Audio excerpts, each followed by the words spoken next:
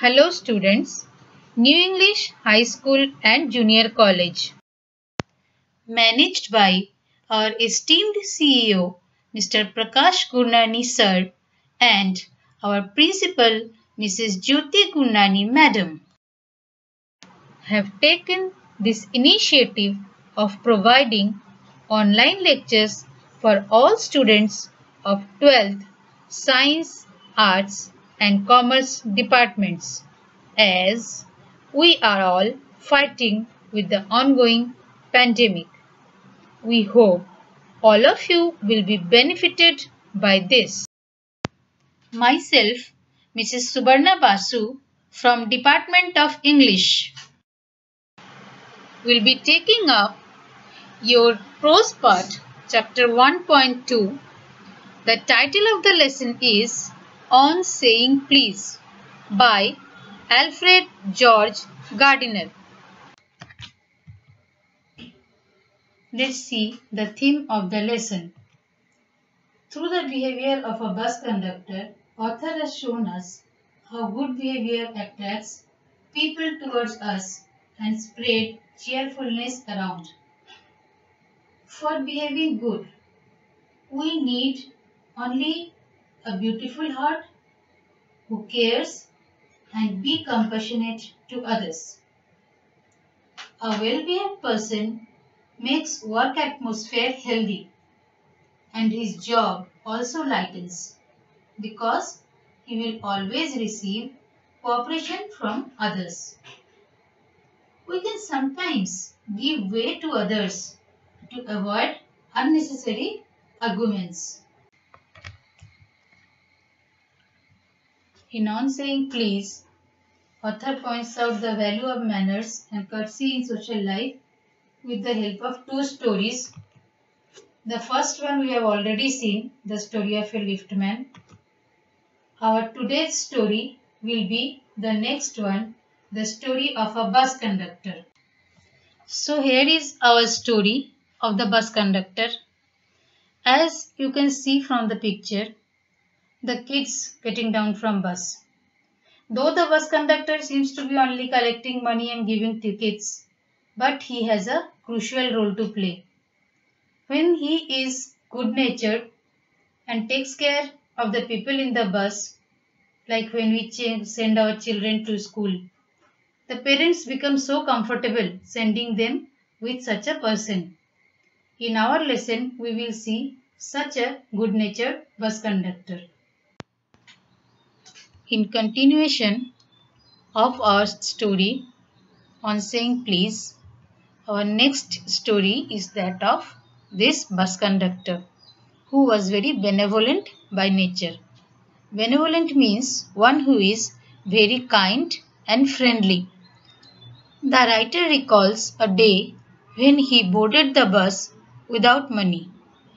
It is on this day he met this conductor.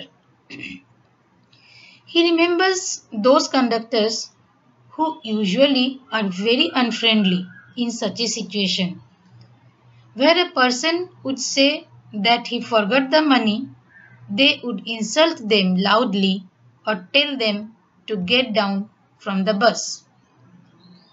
He also appreciates the services provided by the underground trains, where a certain standard of civility is maintained. Civility means polite behavior, which makes traveling very comfortable.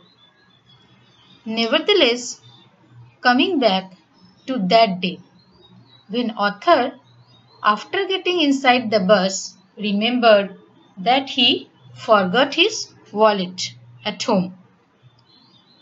Recalling all his previous experiences that he saw with other passengers and conductors, he told honestly to the conductor that he cannot pay, so he wants to get down and bring some money from home.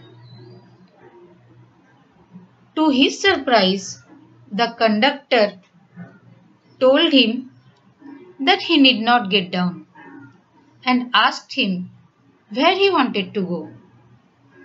Then he took out the bundle of tickets and gave the author a ticket for his desired destination. When the author asked the conductor, when should he pay back? The conductor replied very cheerfully that any other day, whenever they would meet, next time he can pay. After some time, the author got some money in his pocket and gave to the conductor. But through this small incident, he got to know a lot about the conductor. He could not forget the gesture shown by the conductor, and he could never forget this. It stayed in his mind forever. A few days later, the author again boarded the same bus, and suddenly someone stamped on his toe. With pain and anger, he looked up to see who did. And to his surprise, it was the same conductor, that happy-go-lucky person. Happy-go-lucky is a cheerful person. And even before the author could say anything, the conductor started saying sorry to the author for hurting him. He went on saying that he knows that his boots are very heavy, so it hurt him, and he is very sorry. Author was so pleasantly surprised with his behavior, his humbleness. He could not utter a word. Already he was so humbly telling sorry. Now whenever the author boarded his bus, he used to observe his behavior. How can a person be constantly so good-natured, as if he has a stock of patience, and his behavior was an added gift to the passengers traveling in the bus? As the author was continuously observing his behavior in the bus, he saw if it was raining and if someone is standing at the door of the bus, he would search for a place for him, help the old people in the bus, behaved like an adorable dad to the kids and take care of them. Everybody was comfortable in and around him. He is always ready to help the handicapped people in his bus, giving his hand sometimes even while getting down. To help the blind people, sometimes he used to make the bus wait and help the blind people to cross the road if required. In short, he made such an atmosphere in the bus as if everyone is at home and he is available for everyone. A ride with him was a lesson of natural courtesies and good behavior, humanity. Anyone observing him can learn a lot from him. Our gestures and behavior are observed by many and can set an example.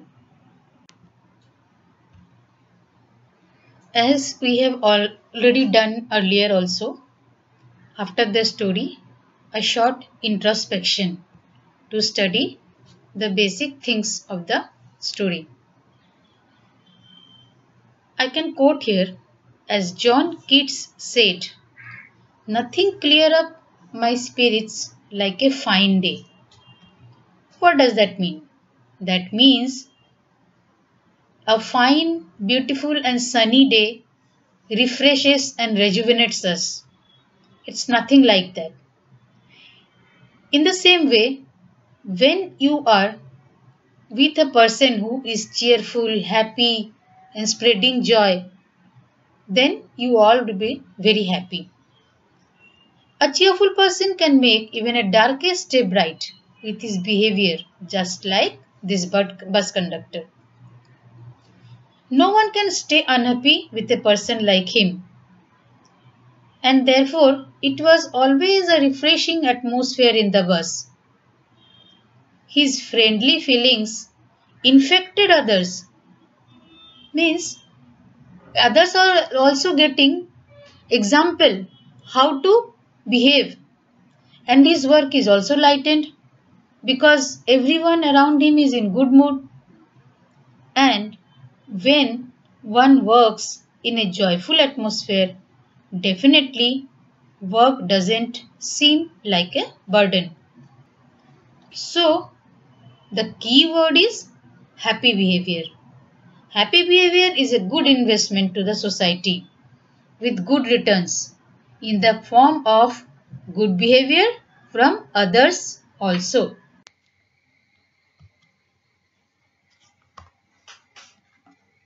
What is the moral of this story? When you continuously be polite and good natured, you can be an example to many people. For a while, the polite people can lose material advantage. That means, suppose you help somebody with money because you are very good natured and polite and humble, you help somebody, but you did not get back the money. That might happen. But you can achieve spiritual victory. Spiritual victory means here victory over that person and yourself. How to win a person? By helping them, because that person may or may not return your money, but they will always remember you if someone helped them in need. That is victory over someone. One who behaves humbly always stays in heart of others, and their good gesture spread among others. Happy behavior spread joy around, making everyone comfortable in that air. In that air means surrounding, in that surrounding. Being modest, modest is again humble, and behaving with humility. Humility is politeness. So being modest and behaving with humility helps to build up a joyous atmosphere around. Like this, we can build up a society where people could care for each other, and then it is not a bad contribution from our part. Think about it. Students will see the glossary. In the glossary, we will see the meanings of the difficult words as well as some small questions related to the lesson. How can we keep the machine of life oiled and running sweetly? By behaving humbly with everyone. Now meaning. Resentment means anger. Ordeal. Ordeal is a difficult or very painful experience. There was a part in this lesson. The public owes to the Underground Railway Company because they give good services and maintain a standard of civility.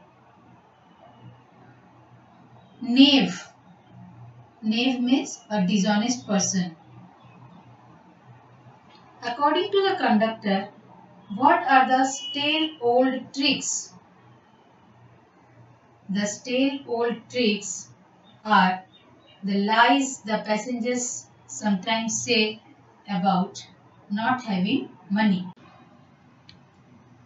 Irradiated. Here it means spread or produced. Uncouth means impolite behavior. Benediction means a blessing. Conciliatory means trying to win friendly feelings. Panegyric. It is a speech or a piece of writing that is written to praise someone highly.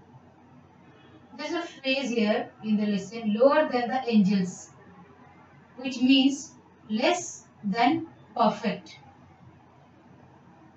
Moral affront means an insult done to someone.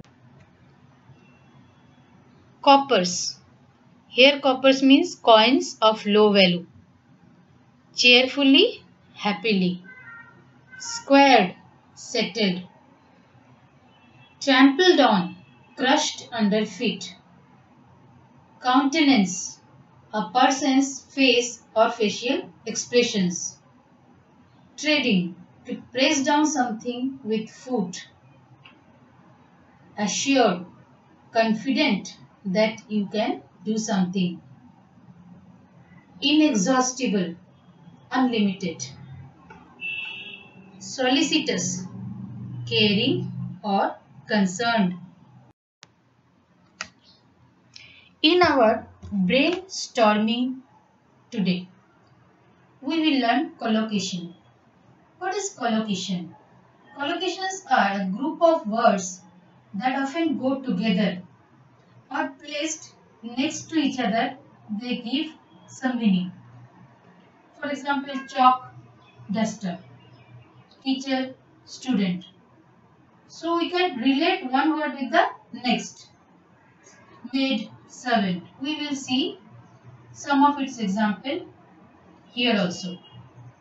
Regular, exercise. Midday, meal. Key, concept. Fast, food. Try, hard. Richly decorated. Free time. Traffic jam. Social justice. Wild animal. In our next brainstorming exercise, we have some more collocations in a different manner. Here we will take two main words, like here we have taken big and well, and add another word to it to make a sensible one. How? For example, we have taken big. We will join big mistake. And now you know, with this we can make sentences also.